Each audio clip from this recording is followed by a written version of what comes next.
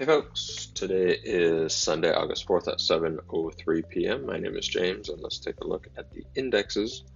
I'm only going to review the indexes in this video.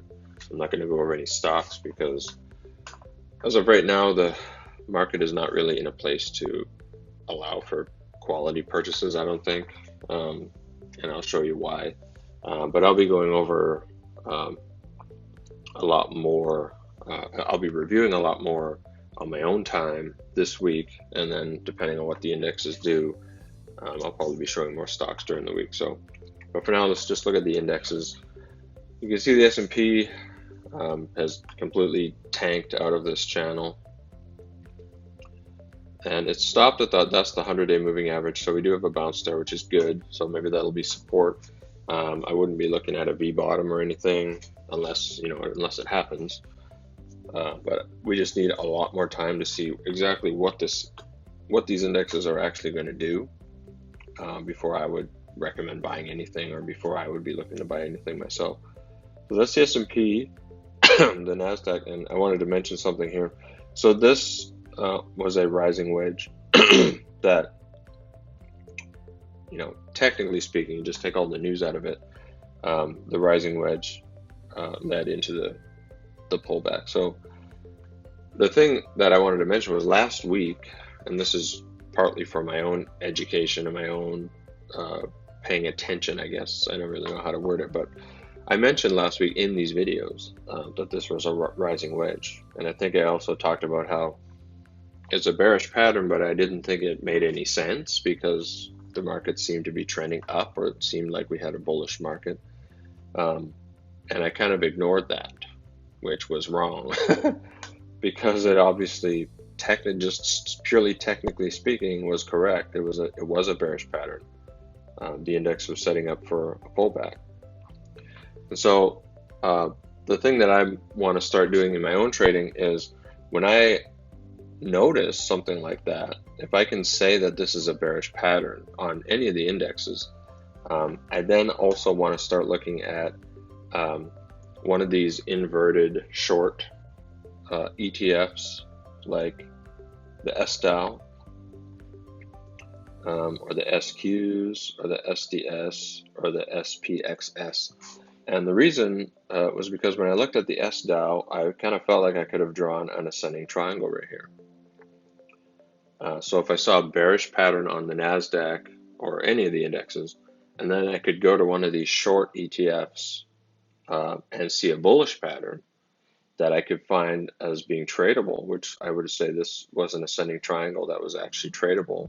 Any pullbacks like this into ascending triangles I've found usually work out. So I had two signals, even though I didn't notice it at the time, that would have indicated a pullback.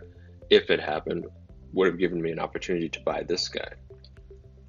So a lot of times I don't like shorting things after if there's been an upside trend and then things just sort of dump and go down hard. I don't short anything, I just get out. But I'm going to start working on implementing this idea that if there's a bearish pattern forming on an index and it actually falls and breaks through that pattern, that I could immediately jump over here if I've already acknowledged that there's a bullish pattern here and buy into that move, and then actually take advantage of that hard downside that we're getting. Because you can make money there. You make money when the market goes up or down. And I think these things, because I'm always looking for a bullish pattern.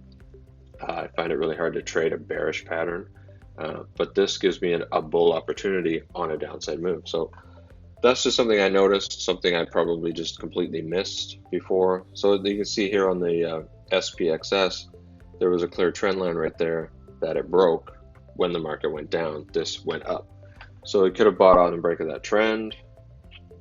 The SDS had the same thing, had that clear trend line that was broken when the market began to tank. And the Qs also had another trend line there that was broken to the upside when the market began to tank. So that's just something I'm going to work on incorporating for my own trading. I've always found it hard to take advantage of that hard downside move. I've seen a few of them now. One was in October, and there was another one before. I don't remember when, but I've seen it before. So where you get an uptrend and then you get these hard downside moves. So I'm going to start immediately turning to these if I can recognize there's a bearish pattern, because I think I saw the bear pattern on the NASDAQ, this rising wedge. It was either on a weekend when I did a video or Monday, which was before the Fed, and the Fed was really the catalyst that drove it down. So I would have recognized that before even the Fed. And then all I had to do was look over at the S-Dow, and I would have seen something that I could have traded to the upside had the market pulled back. So that's just something I'm going to be doing. But yeah, generally these indexes look terrible.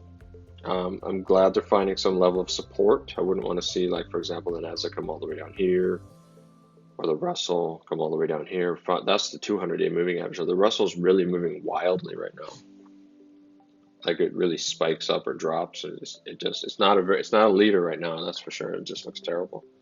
But yeah, everything looks bad to me. I'm in cash. I'm staying in cash. I'm not buying anything, which is why I'm not going to go over any stocks right now. I don't want to make any suggestions that something's going to go up when this market is not really in a state that will allow for things to rally. There may be the odd one, but hard to find. So I'm not even going to go into it. So I'll be reviewing everything during the week, not in the video necessarily. I'll be doing a huge review where I just review everything, you can see here, all of my lists.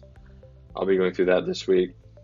I want to keep an eye on the indexes and see what it actually does, because there is a bottom being put in already. That's a bottoming tail there. So we'll see what that comes out and forms, and then we'll go from there basically. But for now, I'm in cash. I wouldn't advise buying anything. I don't believe it's going to continue to trend lower. I think that this is an obvious indication that we're already starting to bottom. So the 100 days holding it up there. Russell stopped at the 200-day, and the NASDAQ stopped at the 100-day. So we've already got some level of support showing up. So I just want to wait and see what it does. So that's it. I'll see you next time.